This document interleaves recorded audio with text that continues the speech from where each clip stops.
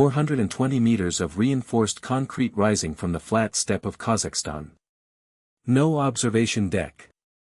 No tourist elevator. No windows. Just a hollow column of engineered stone so tall that its upper third disappears into low cloud on overcast mornings, and the workers at its base have to tilt their heads back at an angle that strains the neck just to see where it ends. This is the flue stack at the GRES-2 power station near the city of Ekibastuz, and for decades it held the title of the tallest chimney ever built on Earth. It weighs roughly 60,000 tons. It moves no cargo, carries no passengers, and produces nothing except a corridor through which hot exhaust gases can rise and disperse. It stands in the wind, day after day, doing almost nothing.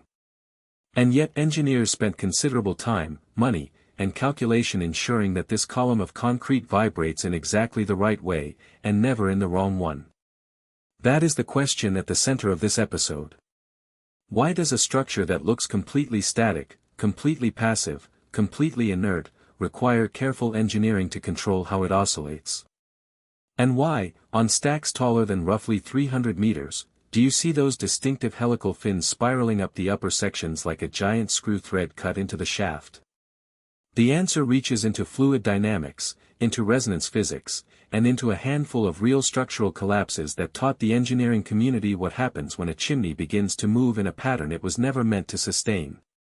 By the end of this episode you will be able to explain the mechanism to someone else in plain language.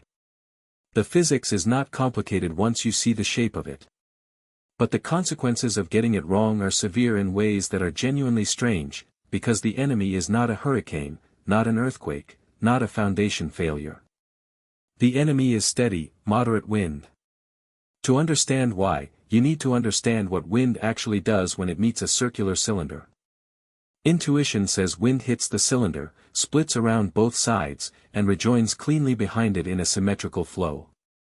That is not what happens. As air moves around a rounded obstacle, it cannot stay attached to the curved surface all the way to the back. It separates.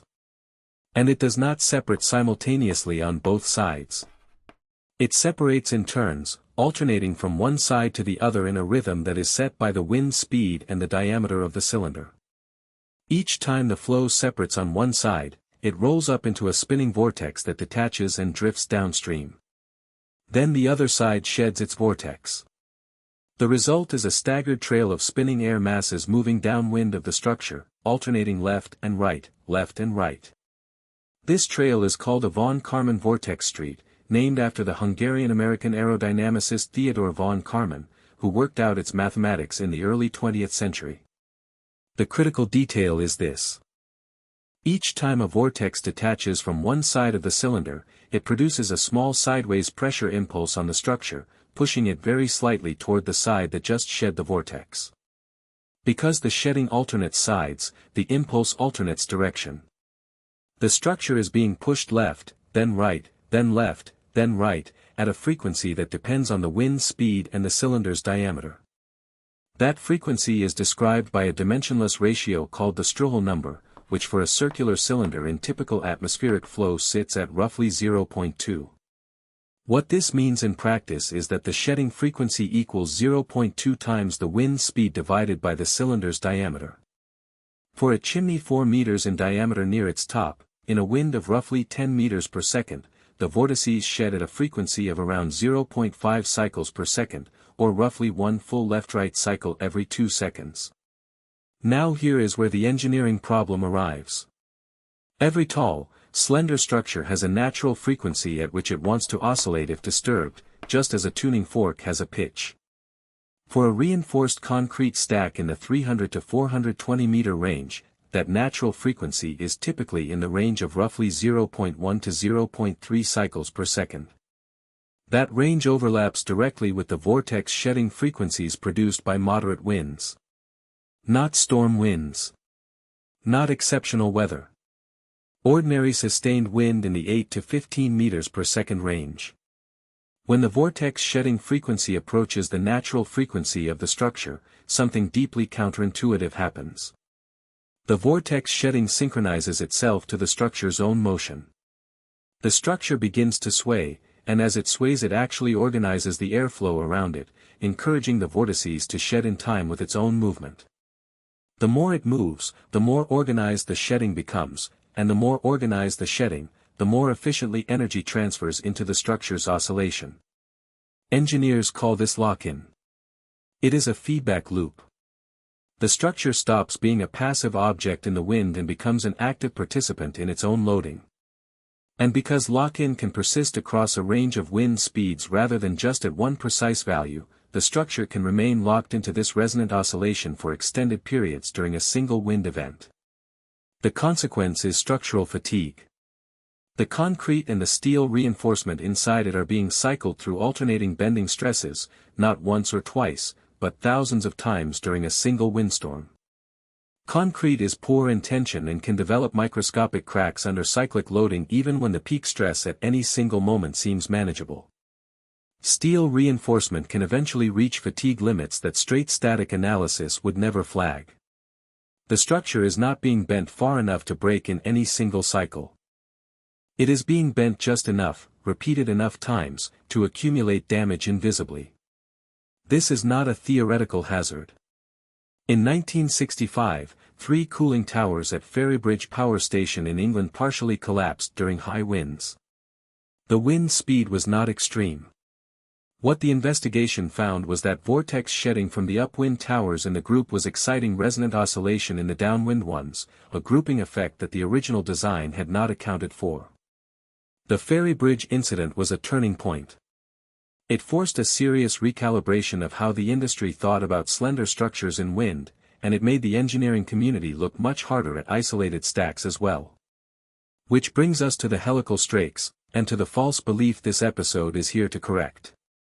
Most people who look at those spiral fins on a tall chimney assume they are there to make the structure stiffer, to add rigidity and resist bending the way a corrugated sheet resists bending. That is the intuitive guess. The fins look structural. They look like reinforcement. But that is not what they are doing. The fins are there to destroy order. Their entire purpose is to prevent the airflow from ever organizing itself into a clean, coherent vortex street. Here is the actual trick, stated simply enough to repeat to someone over dinner. A smooth cylinder allows the wind to shed vortices in a disciplined alternating pattern. Helical strakes interrupt the boundary layer at different points around the circumference at different heights, which means the flow separation no longer happens at the same moment all the way up the stack. Instead of one large coherent vortex peeling off the full height of the upper section simultaneously, you get small, disorganized separations happening at different levels and different times. The resulting pressure fluctuations are smaller in magnitude and incoherent in timing. Lock-in cannot establish itself because there is no single organized forcing frequency for the structure to synchronize with. The strakes do not stop vortex formation. They fracture it into noise.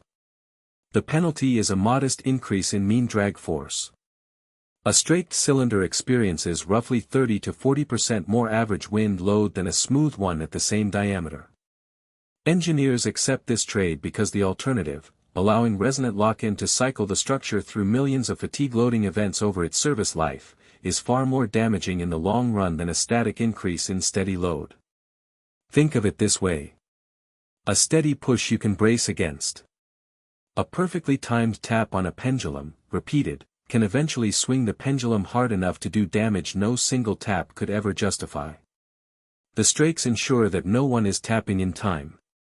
The GRES-2 stack was completed in 1987 and remains standing.